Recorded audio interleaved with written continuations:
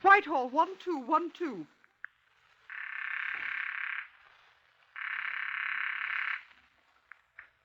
This is Scotland Yard.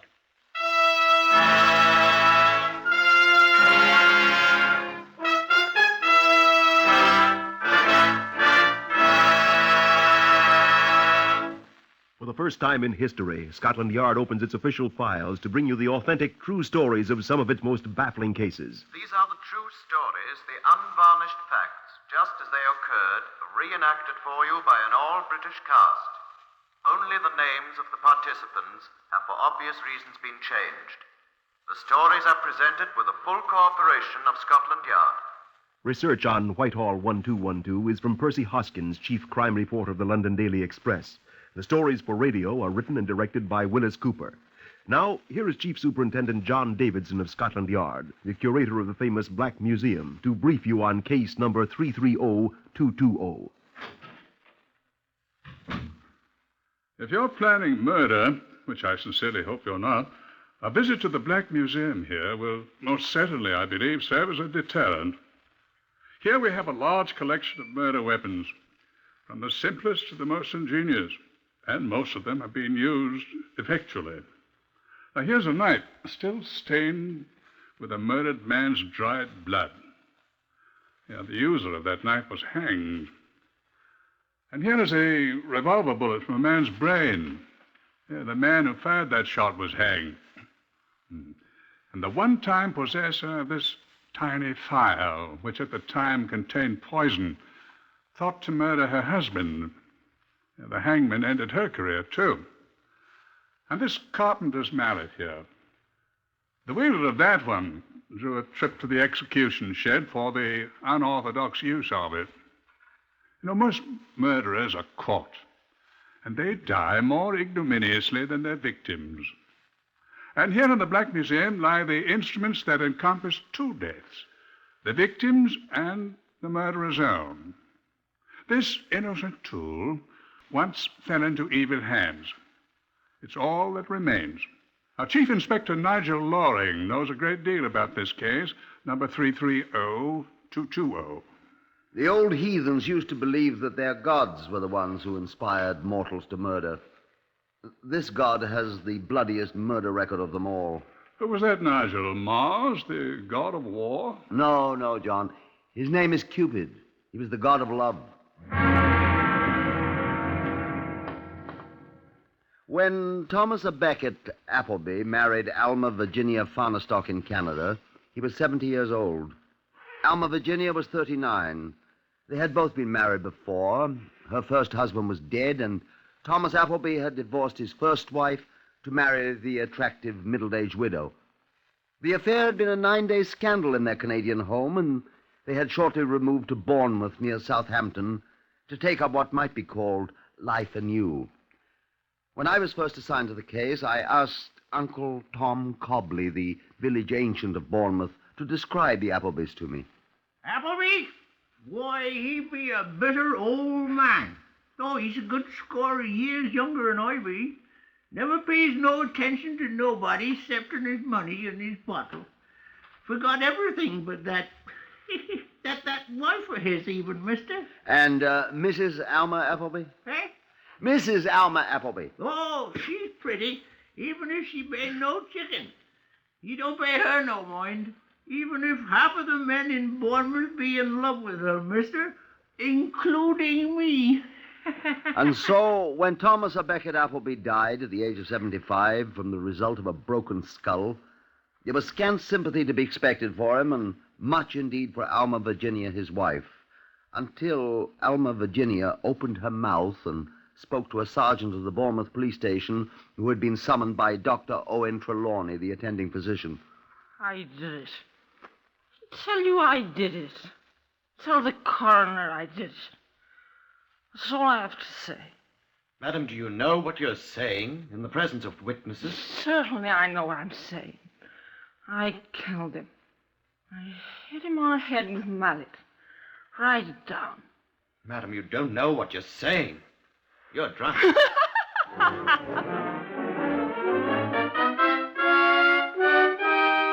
I was assigned to the case the following day. You know as much about the case now as I did then. Thomas Becket Applebee lay dead in a nursing home with his skull fractured in 3 places. The new-made widow, it was now near 10 the following morning, was awake after having slept nearly 12 hours after her confession to the Bournemouth sergeant. The maid, Marjorie Bates, brought her downstairs. There was nothing very attractive about Alma Virginia Applebee as she slumped into a chair in the disordered sitting room. I need some more tea, Marjorie. Scotland Yard, eh? Yes, Mrs. Applebee. Well, I was hoping you'd care to amplify the statement you made last night, Mrs. Applebee. statement. About your husband's death, Mrs. Applebee. Marjorie! Oh. How are you ever going to bring that tea? I was hoping you'd care to amplify that statement, Mrs. Applebee. How? We are wondering how your husband was murdered. I don't know. All I know is I heard a noise. I came downstairs and turned on the light. And he was sitting in his easy chair, all bloody. Here's the tea. You better pour the detective some too, Marjorie. Oh, good. Oh, that's good. Thank you. Then I'm to understand, Mrs. Applebee, that you say he had already been struck when you saw him first. Oh, bloody dreadful. Poor Tom. I might point out that statement hardly accords with the statement you made last night, Mrs. Applebee. Did I make a statement last night? You did, madam. To whom? To Sergeant Milton of the Bournemouth Police. I don't remember it. I wonder... I was so shocked by the sight of poor old Tom. He'd been drinking as usual, and I picked up the bottle and just swilled down a great drink myself. I drank a great deal, honestly. I don't remember. Perhaps I said something when you were drunk, madam? What did I say? You said that you had murdered your husband. I said I murdered him? It's in the Sergeant Milton's report. Well, I said I killed my husband. You did? Why, then, so I did. You come to take me to the jail. Well, I'm quite ready. Marjorie, fetch my cloak. Marjorie, bring my cloak, I said. I'm going to jail. But, look here, Mrs. Applebee. What's going on here? I say, what's going on here? It's quite all right, George. It is not all right. Who is this man? Who are you, fellow? I think I might ask the same question of you, young man. Now, don't come that on me. Is he annoying you, Aunt Alma? I'm Chief Inspector... This is Chief Inspector... I'm afraid I've forgotten your name. Loring, Scotland Yard. Oh, you are you? And what are you doing here? We've had enough policemen. May I ask who this young man is, Mrs. Applebee? This is George Evans, Chief Inspector. George has been our chauffeur. George is... Your nephew, I gather? I am not. George has been almost one of the family. And it's my duty to protect George. Where's he taking you? Were you here last night, young George? When old Tom was killed by that burglar. Is that the way it was? He was drunk, as usual. Answering your question, I was out in the garage working on the car, mister. George didn't know anything about it till he heard me scream when I found Tom sitting there all bloody. Dead. I didn't know he was dead when you found him, Mrs. Applebee. He was... I thought you said you killed him. What? Oh, that's right. I did kill him. I'd forgotten. You did not. I did. You did not, Alma. She Yes, couldn't. I did. She says she did, young man. Well, she didn't. I did, George. I swear. You did not, Alma. I'm sorry, Mrs. Applebee. I detain you on suspicion of having been involved in the murder of Thomas Becket Applebee. No, I tell you. And I must warn you that anything you say will be taken down in writing and may be used in evidence. Very well, sir. Alma. Be quiet. Then I say that I alone am responsible for the death of my husband. I and I alone murdered him. But it's not... Let me be, George. I did it. Now, if you're ready, Chief Inspector. Aren't you going to kiss me goodbye, George? The boy, George Percy Emmons, insisted upon accompanying Alma Applebee and me, but there was nothing for it. He had to stay behind. Mrs. Applebee wept copiously as they parted, and it was with some difficulty that the maid, Marjorie, and I were able to separate them. I glanced at young George as I closed the car door. I was a little surprised to discover that he, too, was whimpering like a puppy left behind, and his eyes were overflowing with childish tears. I was faintly revolted at the sight of this great hulking mooncalf's behavior, and I'm afraid I spoke my mind. Bawling like a blasted baby, I said. Poor George is a baby. Poor lamb's only 18 after all. Only 18, I thought. If I'd bawled like that when I was 18, I'd have had my trousers well booted. It'd help this great larrikin, too, I thought. Poor George. So sweet. I glanced at her curiously, I suppose. I've seen a look like that on a woman's face before. Motive. The back of my mind said to me, motive. Inattentive, grumpy, 75-year-old husband, I thought. Handsome, attentive, 18-year-old boy, and then I remembered that unmanly blubbering, that squalling like a spanked baby, and I was ashamed of myself. And when she spoke again... My baby died when he was 2. I keep thinking of George as my baby boy. But the love in her eyes when she turned to me, I thought uneasily, wasn't exactly the kind of love one has for a son. According to the judge's rules, one may not ask questions of a person who has been charged except to clarify any statements made. There was no need to ask Alma Applebee any questions. Yes, I killed him. Yes, I had a reason. Reasons, rather. Tom was old and ill. He was always in poor spirits. He worried about money. He worked hard all his life, and now his savings, he thought, were being spent. He knew he could never get any more money. He was an old man. He was afraid of dying, but he constantly talked suicide. He always sat alone in the sitting room and drank. Every night. Half a bottle every night. It's very simple. I couldn't stand it any longer. I'm not a young woman, but I'm not unattractive either, am I? I had a hard life, too. I deserve another chance, don't I? Tied to an old man. A sick old man. A drunken old man. A worried old man who constantly threatened to kill himself. He'd be better off. And I thought I'd be better off. He didn't know it. He didn't know anything. He was sitting there in his chair, drunk, like he was every night. So he wanted to die. I'd grant his wish. I'd be free. People would think a burglar or a tramp did it. So I picked up his bottle. I had to steel myself, didn't I? Yes, I drank. I drank quite a lot. He was sitting there staring at nothing at all as I drank out of his bottle. So I went out and got the mallet.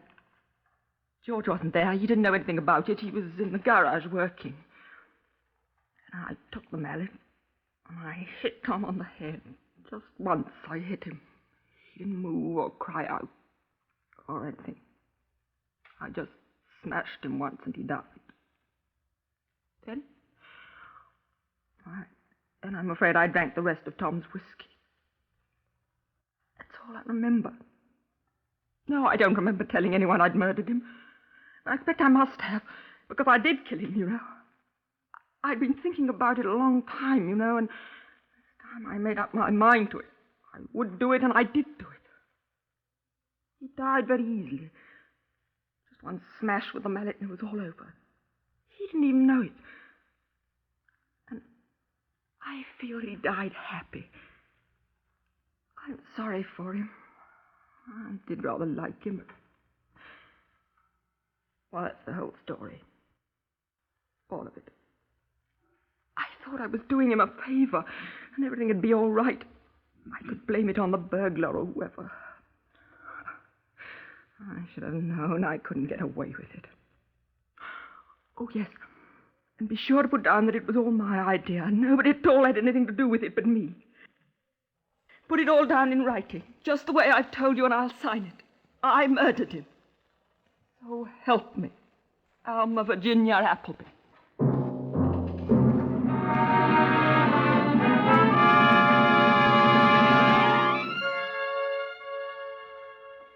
That was the gist of what she told the examining magistrate of Bournemouth, who accordingly remanded her for trial at the Southampton Assizes later in the month. I wasn't satisfied. John Davidson, the Black Museum man, he was plain superintendent then, was in Bournemouth visiting his great-aunt who was afflicted with sciatica. John, having escaped the ailing aunt for a morning, had attended the examination. Afterwards, he and I repaired to the nearest pub. John was not happy. None of my business, Loring, but that woman's lying. She lied about the number of times old Tom Applebee was tapped on the head with a mallet. The doctor said 3 times. She insisted it was only once. Well, she was pretty drunk. Granted. So let's have some more pig's ear, shall we? Right. Miss, 2 of the same, please. Right, sir. Granted that she has made a mistake there. Granted that she was undoubtedly a little script, as I shall probably be if I have much more of this beer. Thank you, miss. But what murderer ever forgets how many times he strikes his victim? Cheers. Cheers.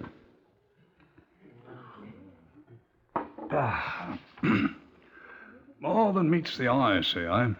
Well, that's the way I feel, too. Call me down here from Scotland Yard. First thing that happens, the woman confesses. Confessed the Bournemouth policeman before, didn't she? While she was drunk. She a drinking woman? Apparently not. Dr. Trelawney told me old Applebee did all the drinking in the family. So at the risk of sounding like a fool, I'd say that circumstances alter cases. Well, murdering one's husband can be said to be something of a circumstance, sir. Well, covering up a murder of a husband by somebody else could also be said to be circumstance, Loring. Ah. Isn't it? Who's she covering up, then? I don't know. Wasn't anybody who hated the old man, apparently. No. Don't you know? Well, after all, I've been here a very short time, sir, and the case is closed. Well, it's the hangman who closes murder cases, Loring. I know that. See, I noticed another thing. What's that, sir? She seemed very anxious to impress on everyone the fact that this murder was her own idea. Yes. See, I know quotation. Yes, sir? Shakespeare, Hamlet. Oh. What is it, sir? The lady doth protest too much, methinks. Yeah, I seem to be full of wise saws and modern instances today, Loring. Yes, sir. You know, French have a saying, c'est la femme, if my pronunciation is right. Well, we've got the woman, sir. We don't have to look for her. Excuse me, I got my genders mixed up. In that case, look for the man, old boy. The man's dead, sir. Is he the only one? The good grey superintendent drank up his beer and left for the bedside of his great-aunt. I paid the score and set out for Canary Villa, the place where the tragedy had occurred, thinking to make certain discreet inquiries of the maid Marjorie. The doors were open. Marjorie was absent. I wandered through the silent, dreary house, looking in every room. The place was deserted. And I heard a noise. The garage, I decided. I followed my ears.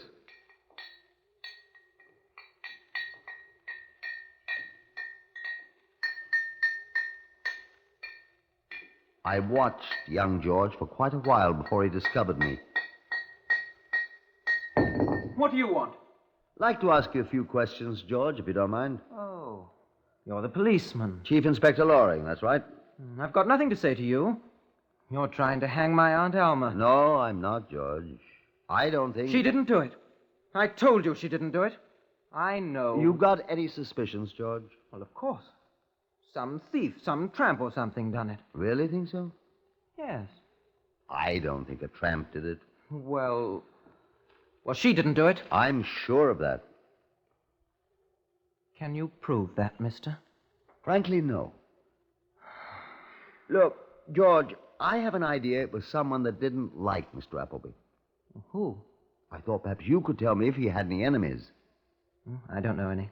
Go on with your work, George. We can talk. I'm almost done. Well, I'll help you. I'm a pretty good motor mechanic. Well, I was just straightening this thing. Well, I'll give you a hand.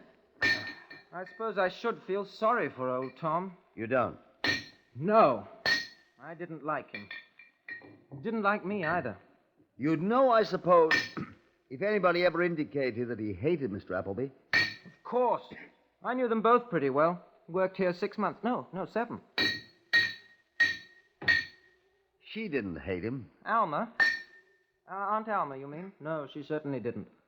Put up with an awful lot from him, though. It was frightful. Always grousing at her when I drove around the countryside in the car. Always drunk. She drink, too? No, only that night, when she found him with those 3 holes in his head. Was he struck 3 times? 3 jolly great smashes.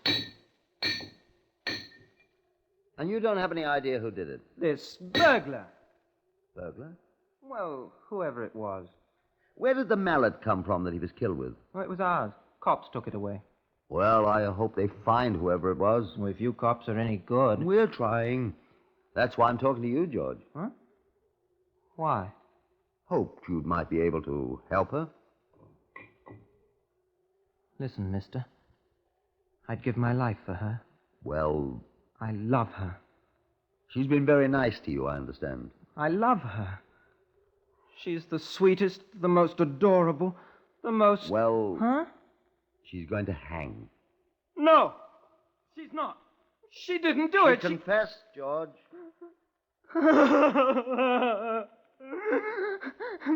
They won't let me see her. Now, George. I've got to see her, I tell you. I've got to see her. Why is it so important? Why, George? Because they'll hang her. They'll hang Alma. She didn't do it. She didn't murder Tom, and they're going to hang her for something she didn't do. But what good will it do for you to see her? I'll tell you what good it'll do. I know who did it. I know, I tell you. Do you hear me? I know who killed Tom Applebee. Who? I know who murdered him, and so does she. I've got to talk to her, or they'll hang her.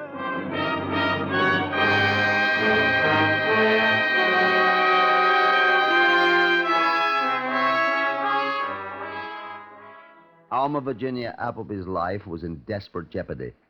She had been remanded for trial, and no power on earth is sufficient to alter the slow, regular course of British justice before that trial takes place. Not even a confession by another person can change her status, that of a prisoner awaiting trial before a jury of her peers. I explained that to George Percy Emmons. "You're coming to the rescue a trifle late, young George," I said. "It might be that you're too late." I've got to save her. I love her, and she loves me. This is George Percy Emmons' statement. I have worked as chauffeur and general handyman for about 7 months for Alma and Tom Applebee. Alma, Mrs. Applebee, has been very good to me. She said I'm like what her dead son might have grown up to be. He did not like me. He didn't like anybody. He was always drunk, and he mistreated Alma, Mrs. Applebee. She tried to keep away from him. She always asked me to drive her to various places so she could be away from him and his tyranny. I love her very much. 3 months ago, I asked her to marry me. First, she laughed at me. And then she cried. She said that she was old enough to be my mother. I said that I was old enough to become her husband. But she said she already had a husband. And I said he was a bad husband, and old, and ill-mannered. And she agreed. But she said he was her husband, and she'd sworn to be his wife. I told her I loved her, but she said, no, that is evil. I asked her, if she didn't have Tom for a husband, would she marry me? She cried and said, you must not say that to me. I asked her many more times to marry me when Tom died. 6 times. Tom was old, and he was no good, and he mistreated her. And finally, the 7th time, I asked her if she would marry me if Tom was dead. She cried some more, and I begged her to answer me, and at last she said yes, and she kissed me, and said again she would marry me if I still wanted her to, after Tom was dead. and I thought about it a long time. On the night Tom was killed, on that night, I'd brought her back from a trip in the country, and we were very happy.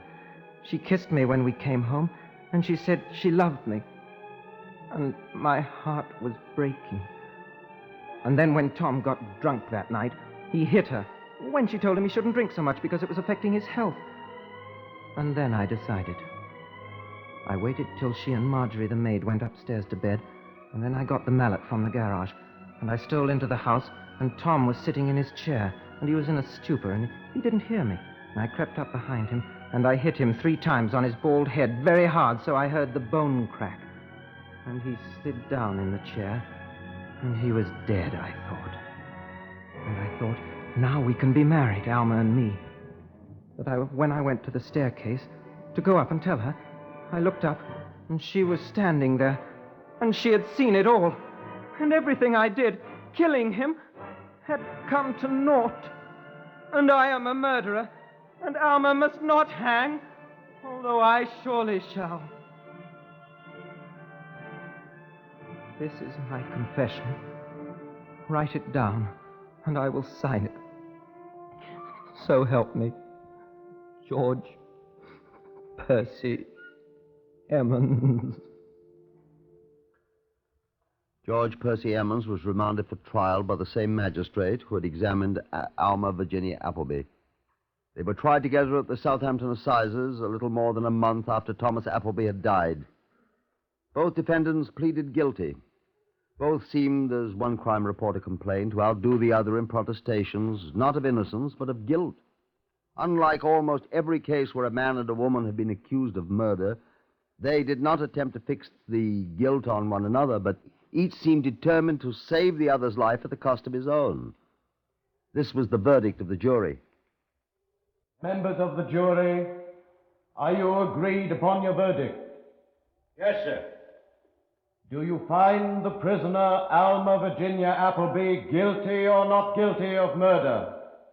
Not guilty.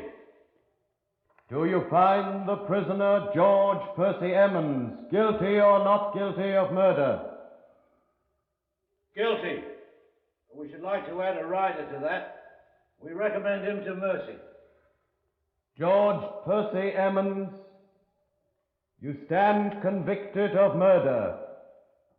Have you to say anything why the court should not give you judgment of death according to law? I wish that... Let the prisoner, Alma Virginia Applebee, be discharged. George, take me!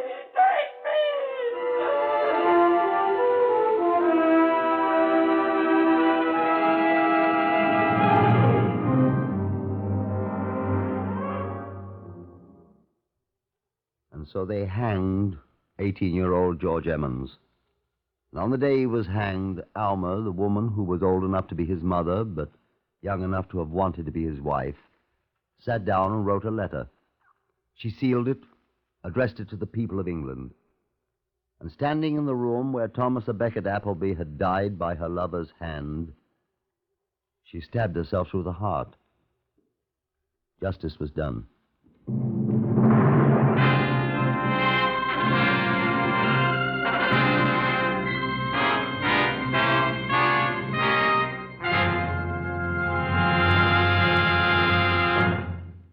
You have heard another in the series Whitehall 1212, compiled from the official files of Scotland Yard. Research on Whitehall 1212 is by Percy Hoskins of the London Daily Express. The stories for radio are written and directed by Wyllis Cooper.